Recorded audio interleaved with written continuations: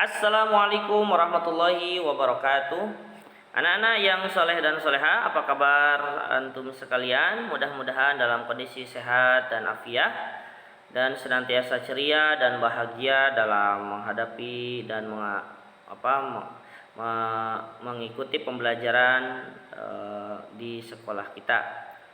Anak-anak yang soleh dan soleha, ya, ketemu lagi dengan Pak Ade dalam pembelajaran PAI atau PABP untuk kelas 4. Seperti biasa, rujukan atau buku panduan yang digunakan masih menggunakan buku Senang Belajar Agama Islam dan Budi Pekerti penerbit Erlangga. Anak-anak yang soleh dan soleha, materi untuk hari ini adalah masih tentang bab ke-14, yaitu pahlawan Muslim part yang kedua, yaitu Kiai Haji Hashim Asy'ari dan Kiai Haji Ahmad Dahlan. Bagaimana selanjutnya untuk pembahasan pahlawan Muslim yang kedua ini? Maka terlebih dahulu marilah kita membaca suratul Fatihah. A'udzu billahi minasy syaithanir rajim. Bismillahirrahmanirrahim. Alhamdulillahi rabbil alamin. Arrahmanirrahim. Maliki yaumiddin. Iyyaka na'budu wa iyyaka nasta'in. Ihdinas siratal mustaqim. Siratal ladzina an'amta 'alaihim ghairil maghdubi 'alaihim waladdallin. Amin. Baik anak-anak yang soleh dan soleha, kita lanjutkan tentang kisah perjuangan Kiai Haji Hashim Asy'ari dan Kiai Haji Ahmad Dahlan. Anak-anak yang soleh dan soleha, kisah perjuangan Kiai Haji Hashim Asy'ari. Nama lengkap dari Kiai Haji Hashim Asy'ari adalah Muhammad Hashim Asy'ari bin Abdul Wahid bin Abdul Halim, atau disebut dengan Pangeran Benoa bin Abdurrahman, atau biasa disebut Jakatingkir atau Sultan Hadiwijoyo. Beliau juga masih keturunan dari Sunan Giri. Beliau lahir di Jombang, Jawa Timur tanggal 10 April 1875. Beliau mendapatkan pendidikan agama dari ayahnya sendiri dan juga beberapa pondok pesantren di Jawa. Selain di tanah air Indonesia, beliau juga pernah menuntut ilmu agama hingga ke Mekah dan Madinah. Ya, jadi ini disebutkan di ikhtitam, Kiai Haji Hashim Asy'ari adalah pendiri dari organisasi keislaman Nahdlatul Ulama atau NU. Ya.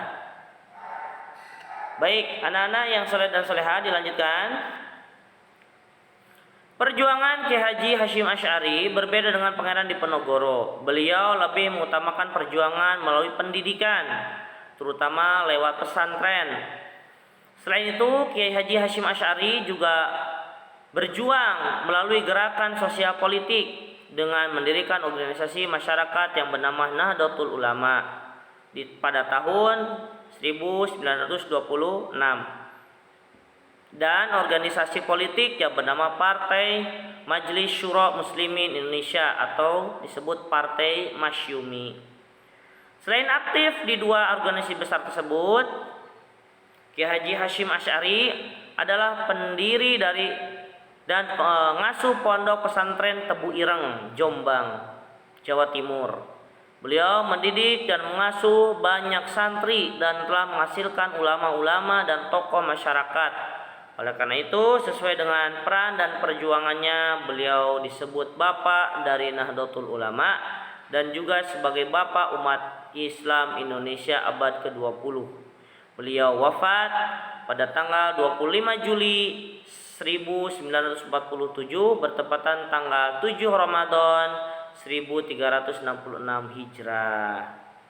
Jadi perjuangan Kiai Haji Hashim Asy'ari ini begitu besar karena dia begitu perhatian ya mendirikan pondok pesantren dan berkecimpung di dunia pendidikan Islam, dan bahkan kemudian aktif di dunia sosial politik dengan mendirikan sebuah partai Islami bernama Partai Majelis Syuro Muslimin Indonesia atau disebut Partai Masyumi. Pada waktu zaman Presiden Soekarno, Partai Masyumi itu besar sekali ya.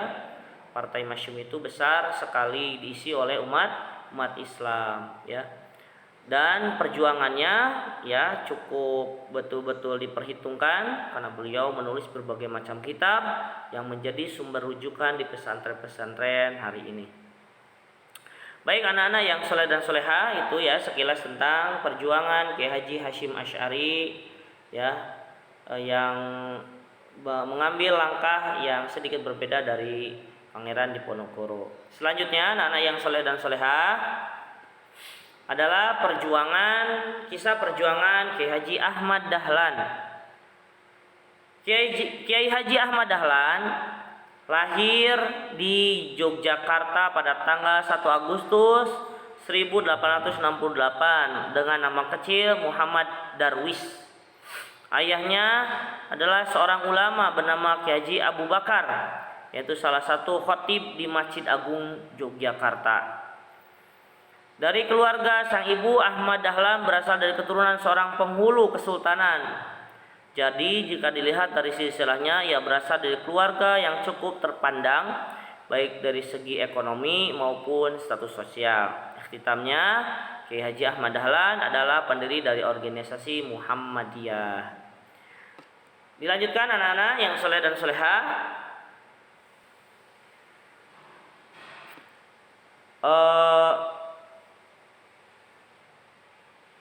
Beliau belajar hadis kepada para ulama di Yogyakarta. Selanjutnya meneruskan belajar ilmu agama ke Mekah dan Madinah. Salah satu guru beliau juga adalah guru dari Hasyim Asy'ari, yaitu Kiai Haji Ahmad Khatib yang berasal dari Minangkabau. Perjuangan Kiai Haji Ahmad Dahlan hampir sama dengan Kiai Haji Hasyim Asy'ari, yaitu melalui pendidikan serta mendirikan organisasi sosial keagamaan yaitu Muhammadiyah pada tahun 1912.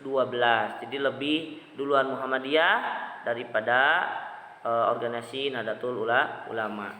Dari sini pada tahun 1921 Kiai Haji Ahmad Dahlan mendirikan pondok pesantren Muhammadiyah, dan pada tahun 1923 mendirikan sekolah dasar Muhammadiyah serta mempersiapkan Holland Indische School atau HIS dan sekolah pendidikan guru. Setelah berjuang begitu lama, beliau wafat pada tanggal 23 Februari 1923. Nah, ini adalah perjuangan Kiai Haji Ahmad Dahlan yang hampir sama seperti perjuangan Kiai Haji Hasyim Asy'ari ya. Cuman basicnya ataupun tempat perjuangannya yaitu di daerah Yogyakarta, sedangkan Hasyim Asy'ari di Jawa Timur yaitu di daerah Jombang ya.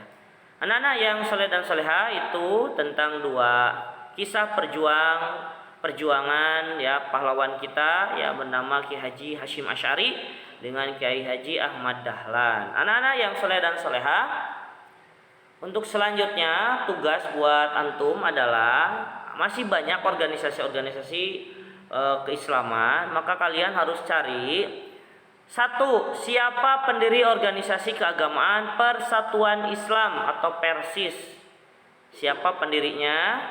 Kemudian yang kedua, siapa pendiri organisasi keagamaan Al-Irsyad, bukan Al-Isyad tapi Al-Irsyad ya. Silahkan dituliskan di buku, kalau bisa dengan sedikit sejarah singkat dari masing-masing organisasi tersebut, yaitu organisasi Persatuan Islam atau Persis, dan kedua adalah organisasi Al-Irsyad ya. Baik anak-anak yang soleh dan soleha, sepertinya itu untuk pembelajaran PAI kali ini. Ya, terima kasih atas usaha antum belajar lebih giat lagi. Ya, jangan patah semangat di masa pandemi ini. Insya Allah pandemi akan segera berlalu dan kita akan kembali belajar seperti biasa. Sekali lagi terima kasih atas perhatiannya. Billahi taufik wal hidayah. Wassalamualaikum warahmatullahi wabarakatuh.